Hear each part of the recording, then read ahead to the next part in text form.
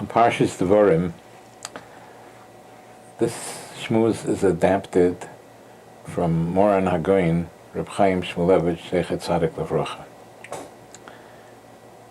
It says in the beginning of Parshas Devarim, El hadvorim asher diber Moshe el kol Yisrael, be'evar Yarden. These are the things that Moshe Rabbeinu spoke to Klal Yisrael. Just before his Petira, he admonished Klal Yisrael. He rebuked Klal Yisrael for all the sins, for the many sins they did. But instead of outlining directly the sins, Rashi says that he mentions the places where the sins took place. For instance, when the pasuk says Poron, ben Poron uven Toifel, Poron, Rashi says, alludes to the sin of the Meraglim, which took place in Midbar Poron. And also, Beloved v'chatzeres v'di zahav, Rashi says v'di zahav, heichichon al ha'egel. He rebuked them for the chet ha'egel. And Moshe Rabbeinu did not want to spell out all the sins that they committed. He rather just mentioned the places, and he mentioned the places that they sinned, and that would be their rebuke. And Rashi explains why. Rashi says that the reason that he didn't spell out clearly what the sin was, he just mentioned the places where the sins took place. Lefi shehein divrei toichachos, Rashi says, the first Rashi in Devarim, since these are words of teichacha, rebuke, and lefichach sosam es hadvorim. Therefore, Moshe Rabbeinu concealed the matters in which they sinned, v'hizkiram beremes, and he only mentioned them by allusion. Mipnei kvoidon shel Yisrael, out of respect for Klal Yisrael. And Reb Chaim Shmulevich understands this to mean in order shaloi levaishon, not to embarrass them. Instead of saying, why did you sin with the Egel, with the Meraglim, and all the other places that I mentioned there, which Rashi tells us exactly what their sin was, but Moshe Rabbeinu only wanted to speak it out, beremez, only in an allusion, but not clearly, in order not to embarrass Klal Yisrael. And the question is, Klal Yisrael sinned, and there's a mitzvah in the Torah of teichacha, of rebuke. So why couldn't he spell it out? And the answer is, it seems, even though it's a mitzvah of teichacha, but he didn't want to. Moshe Rabbeinu did not want to spell it out clearly because of the kavod of Klal Yisrael, as Rashi says. Because mipnei kvoidon shel Yisrael, and he only spoke at beremes, even though it's a mitzvah techacha, but he wanted to do it as light as possible, because you have to be very careful when you want to put down another Jew.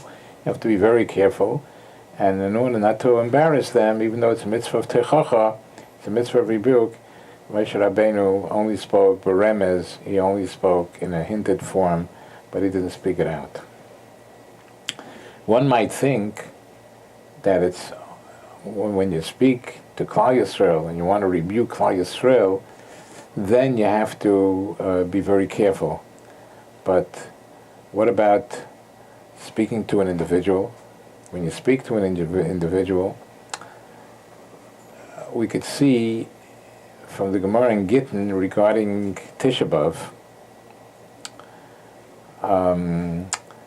the Gemara in Gittin tells us the whole story, which we're not going to go into, story of what triggered the Churban Beis HaMikdash, what triggered it, the story of Kamtza Ubar Kamtza. Because of Kamtza Ubar Kamtza, Charva Yerushalayim. And without going into it, Kamtza was a dear friend to the host who's making this great party. Bar Kamtza was his enemy. Somehow, when the host asked to invite Kamtza, the person that was picking him up, was calling him, was bringing him, invited Bar Kamtza. And when he came to the party, the host said, Bar Kamtza, what are you doing here? He says, what do you mean? I was invited. He says, please leave. Please leave. He said, please leave. He didn't want to leave. He offered to pay for the part of the party. He offered, Bar Kamtza offered to pay for the whole party. And the host physically threw him out and embarrassed him. So this Bar Kamtza was a Russia, because he got so angry, and he went to be Malshin. He went to speak against the entire Klal Yisrael. He says the rabbis were there. The rabbis didn't protest. They let him throw me out. Whatever. He had some rationalizations. He blamed, and he was angry now with the entire Klal Yisrael. This is a real Russia. You know, somebody doesn't treat you well. He shouldn't mistreat you. That's correct. But to go leave it out on the entire Klal Yisrael, he went to the authorities and he made up a whole story, and that triggered the Churban Beis HaMikdash. So the Gemara says at the end of this whole story, the Gemara says, Omer Rabbi Loza, the Gemara in Gittin Nun Zayin Omer Aleph, Omer Rabbi Loza, Bo Yurei Kama Gedola Koicha Shel Busha. Go and see how great is the power of embarrassment. Shaharei Siya HaKodesh Baruch Hu is Bar Kamtza. The Rebbeinu Shalom came to the aid of Bar Kamtza, the Hechrev is Beisai, the Sorav is Hecholai.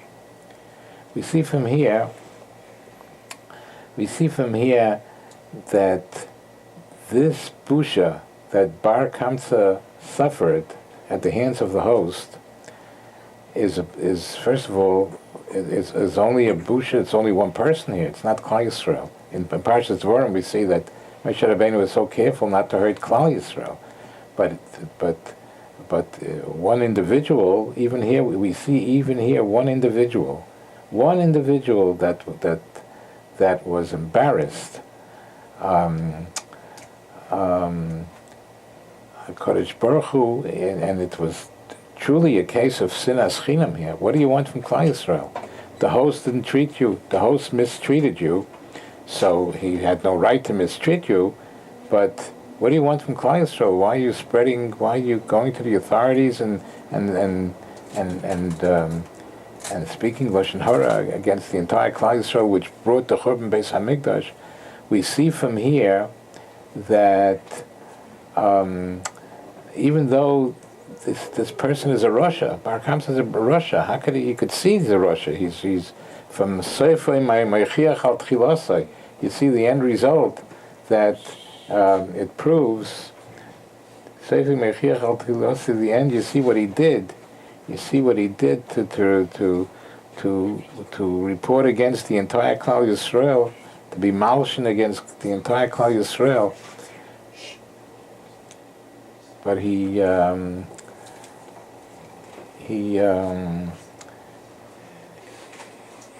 spoke against the Ecclesia of Russia, and the Gemara says that the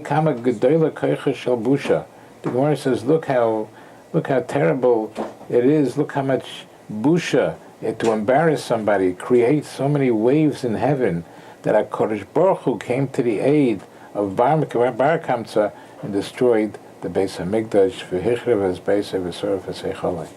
So we see from here that not only like we see in Parshas Devarim, that Moshe Rabbeinu was so careful in fulfilling the mitzvah of Teichocha only in a remez way, only in an allusion, only alluding to it, but even not only for the entire Klal Yisrael, you have to be so careful before you embarrass somebody, but even for a yochid, even for one individual, even one individual who is a Rasha, he's still a human being. You're not allowed to embarrass him.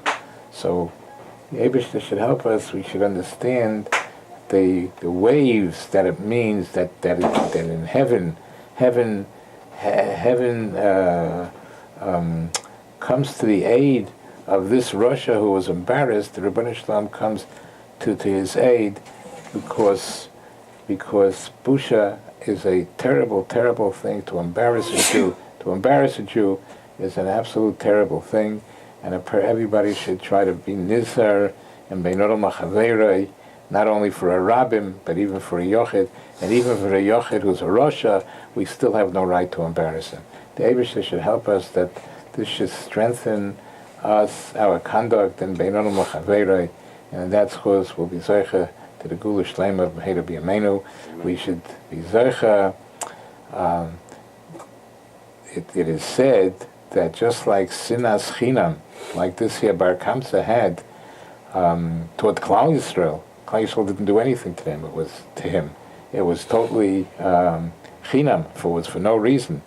And just like sinas chinam brought the Chorban Beis Hamikdash, so we should adapt a new conduct of avas chinam, and we should love everybody for no reason. We should just love every Jew, and in that chuz will be zecha to rebuild the Beis Hamikdash. Meher B'Yameinu, Amen v'Yamen.